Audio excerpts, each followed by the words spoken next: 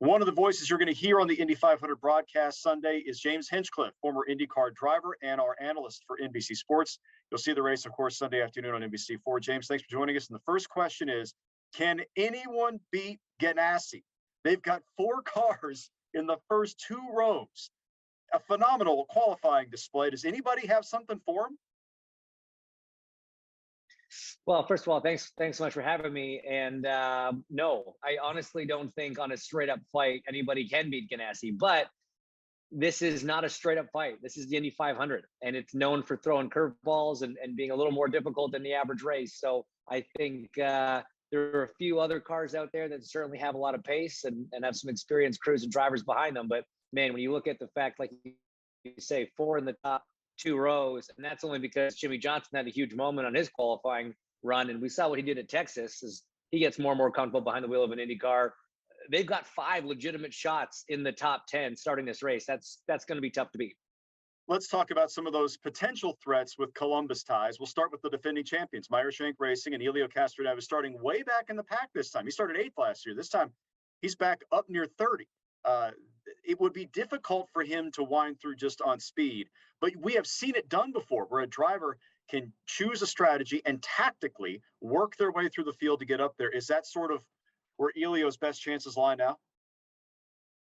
Yeah, there's no doubt about it. And frankly, if there's one guy that has the patience, the experience, the knowledge on how to do it, it's Elio. And we saw in 2012 at one point in pit lane, Dario Franchitti got hit, he got spun around, broke a nose, fell down to last, and that was after the start of the race, and still managed to drive his way back up to the front. So it's definitely possible, it's doable. It makes their job a little more difficult. There's no doubt about it. They're going to have to rely on strategy a little bit more. It's not like you can just kind of drive through the pack if you have a fast car. It is tough to pass when you're kind of further back in the line there, but they're going to have to take some risks and hope for a lucky break, but it can happen. Now, speaking of unique strategies, last year, Graham Rahal started not where he wanted to. He found a strategy, and they were a few laps away, kind of one bad break. He had the issue coming out of the pit that cost him a chance to win the Indy 500. He's been close. Is he any closer this time? Do you think that experience will somehow pay off?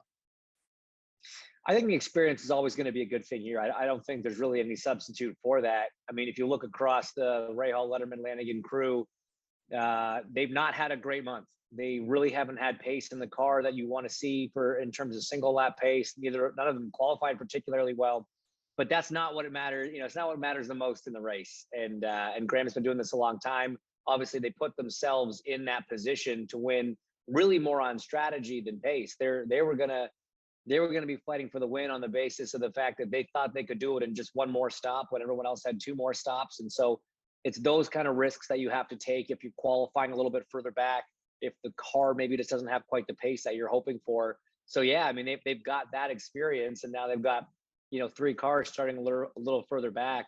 That's a team I'm looking for to roll the dice big time pretty early and try to make some moves strategy wise.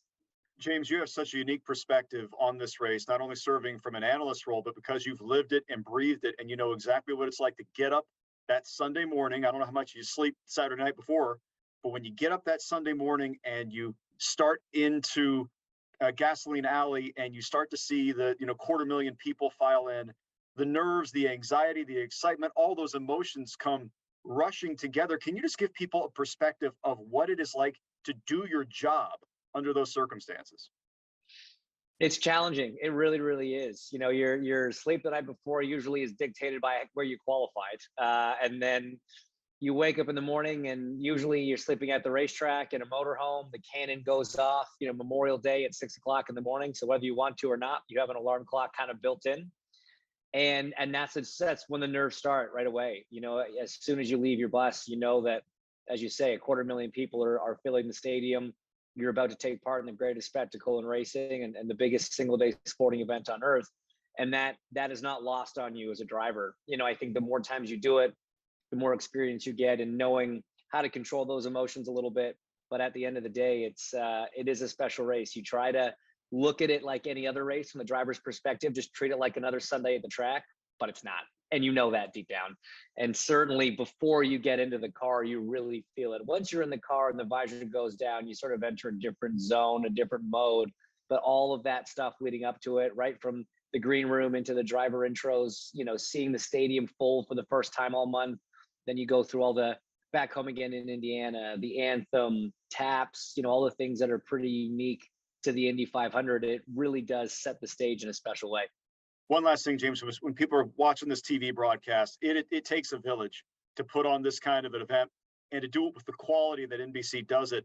Can you give us some perspective on what it's like to follow the action? 33 cars, a bigger field than IndyCar usually has, over a massive track with so many stands. There's the views are somewhat limited. It can be a challenge. How you all and the broadcast team work together to try to get this done, I don't think people really appreciate the amount of work that goes into it. Can you describe for people what it's like to call the biggest race in the world? It's an incredible challenge, and an incredible undertaking by everybody at NBC that gets it done. I think we have over 20 camera operators. We have another probably 20, 30, 40 static cameras that are trying to capture all the action. You've got a director back there trying to keep their eye on all those screens to figure out where to throw it. You've got several producers all working together, whether it's with the people in the booth, the people down in pit lane, 4 pit lane analysts. It is an orchestra of people, and every section needs to be playing their notes the right way for this beautiful song to come together. That is the Indy 500 broadcast, and it's an immense team. There's no doubt about it. It's such an honor and a thrill to be a part of it this year and really kind of see, peel back the layers and see how it all comes together. But as you're watching, please understand that this is a very serious production that is the result of the hard work of a ton of people. And it really is a special thing to get to be a part of.